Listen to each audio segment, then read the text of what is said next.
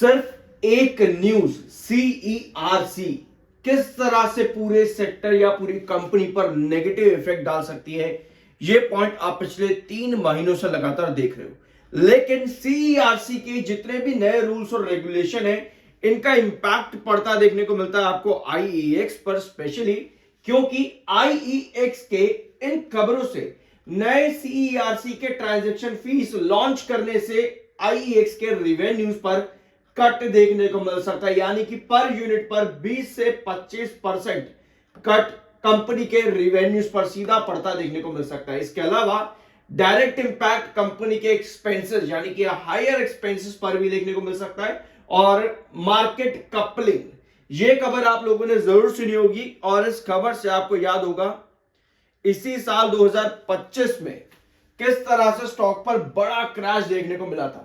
और पिछले 3 महीनों से जो आपकी अपडेट चल रही है सीईआरसी की, यहां अब नए चेंजेस आ रहे हैं, अमेंडमेंट्स की मांग की गई है और अब देखना यह है कि ये अमेंडमेंट्स इंप्लाई कर पाएंगे या फिर नहीं। ऑल्दो आईईएक्स आज ओपनिंग सेशन में 4% यानी कि गैप डाउन ओपन हुआ था, उसके बाद में अपडेट आती है, मार्केट में रिपोर्ट्स आती है कि सीईआरसी जो कंसिडर कर रहा है यहां पर ट्रांजैक्शन फी को रिवाइज करने की। पहले 2 पैसे पर किलोवाट के हिसाब से फी थी, अब उसको चेंज किया जा सकता है 4 पैसे पर किलोवाट के हिसाब से। तो ये नए चेंजेस यहां पे बाइंग और सेलिंग ऑफ इलेक्ट्रिसिटी, जहां पर आईईएक्स ट्रेडिंग ऑफ इलेक्ट्रिसिटी पर काम करता है, यहां पर आप देख सकते हो एक बार ट्रेडिंग ऑफ इलेक्ट्रिसिटी पर डायरेक्ट काम करता है आईईएक्स, इसी वजह से ज्यादा इंपैक्ट आपको आईईएक्स पर देखने को मिलता है।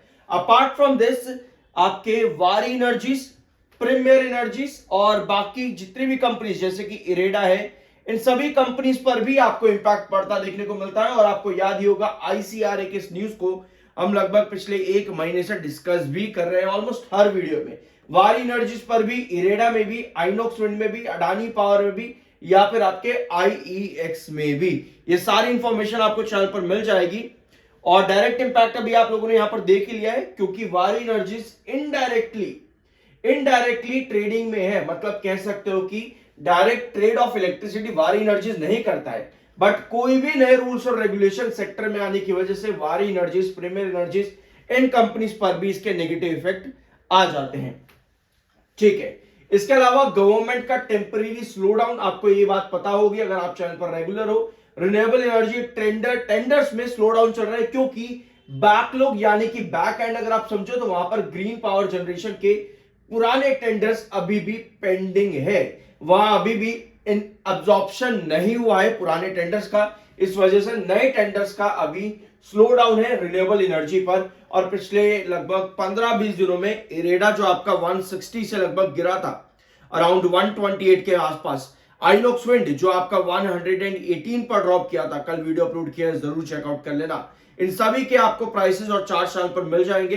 क्यों? सिर्फ और सिर्फ एक न्यूज की वजह से इन कंपनीज पर आपको गिरावट देखने को मिली, temporary slow down in renewable energy tenders और आपका सीईआरसी के रूल्स और रेगुलेशंस।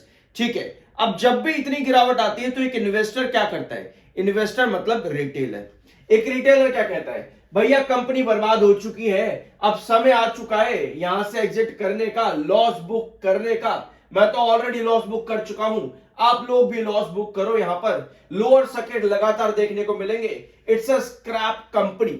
इस तरीके की चीजें आपको देखने को मिलती है, रादर देन कभी भी आप किसी भी कंपनी पर इस तरह बड़े क्रैश में हो। अगर आप इतने बड़े क्रैश में हो, उसके बाद आपका साइडवेज पैटर्न पर कंसोलिडेशन चल रहा है और सेक्टर को लेकर की न्यूज पॉजिटिव नहीं है, तो उस कंडीशन पर आपको बनानी चाहिए स्ट्रैटेजीज। फॉर एग्जांपल, अगर आप यहां पर कंसोलिडेशन जोन में हो, आपको पता होना चाहिए कि आपकी बेस लाइन क्या है। फॉर एग्जांपल, अगर आप बेस लाइन देखोगे तो 134 के आसपास आपको एक स्ट्रॉन्ग बेस देखने को मिलता है। यहां आते हैं आपके एक्यूमुलेशन। फॉर एग्जांपल, अगर आप चाहते हो कि आप ज्यादा बने रहना नहीं चाहते, 30 दिसंबर का आप में वेट नहीं है, आप नहीं चाहते कि भैया मैं 30 तारीख का वेट करूं, क्यों करूं मैं वेट, इतना लॉस लेने के बाद में मैं तो लॉस बुक करूंगा अपना। लॉस बुक करना सबसे आसान काम है मार्केट में, प्रॉफिट कमाना उतना ही मुश्किल है। अगर आपको लगता है कि आप एक कंपनी में लॉस बुक कर सकते हो, तो आपके पास स्ट्रैटेजी होनी चाहिए अपने उन लॉसेस को रिकवर करने के लिए किसी और कंपनी पर। अगर आपके पास वो स्ट्रैटेजी अभी नहीं है, तो लॉस बुक करना is not a good strategy unless and until आपके पास कोई प्रॉफिट बुक करने की स्ट्रैटेजी नहीं है। तो ठीक है, तो ये है आपका कंसोलिडेशन 134 से लेकर के अराउंड 145 के बीच में ये कंसोलिडेशन है, और आपका जो क्रूशियल रिस्ट्रिक्शन है आता है अराउंड 150 के पास में। अब हमें चाहिए कि 30 दिसंबर को कोई पॉजिटिव रेगुलेशन या अमेंडमेंट आए सीईआरसी के नए रूल्स के अंदर। अगर आता है, कंपनीज की मांग मानी जाती है, तो ये एक पॉजिटिव साइन रहेगा आपके आईएक्स के लिए भी। ऑलरेडी एक बेस लाइन के पास कंसोलिडेट कर रहे हैं, तो ऐसे में पॉजिटिव न्यूज बहुत ज्यादा अच्छा इफेक्ट देती है। कोई भी नेगेटिव न्यूज यहां पर एक नया फॉल लेकर के आ सकती है, तो उसके लिए भी आपको अलर्ट रहना चाहिए दोनों ही कंडीशन पर। अब आते हैं, क्या कंपनी यहां पर बर्बाद हो गई है? देखो, कोई भी न्यूज आपके सेक्टर को या कंपनीज को एक टाइम के लिए फॉल पर लेकर के जा सकती है, लेकिन जब उन न्यूज के इंपैक्ट खत्म होना शुरू हो जाते हैं, तब आपका काम आता है कंपनी के रिवेन्यूज के ऊपर, कंपनी के ग्रोथ परसेंटेज पे। फॉर एग्जांपल, अगर आप 2022 का कंपनी का डाटा देखोगे तो बहुत बुरा काम कंपनी ने किया। उसके बाद 2023 में कंपनी का ग्रोथ देखो कितना बढ़िया तरीके से इंप्रूव हो रहा है। ग्रोथ देखो 13%, 14%, 18%, 28%। मार्च 2025 तक भी कंपनी का ग्रोथ बहुत अच्छा रहा, लेकिन पिछले 2 क्वार्टर कहीं ना कहीं कंपनी के मार्च के कंपैरिजन में डिप करके गए हैं।